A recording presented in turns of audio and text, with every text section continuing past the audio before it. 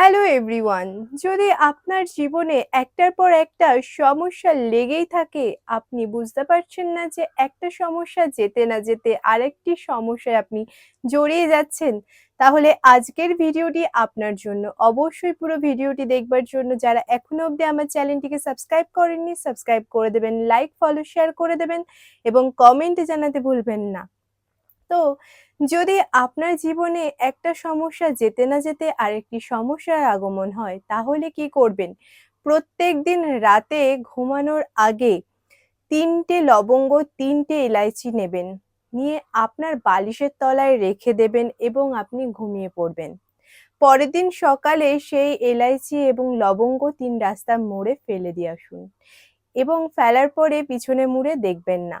এটি যদি করতে পারেন, তাহলে আপনার জীবনে যে সমস্যাগুলো একটার পর একটা আসছিল সেটা কিন্তু আসা বন্ধ হয়ে যাবে।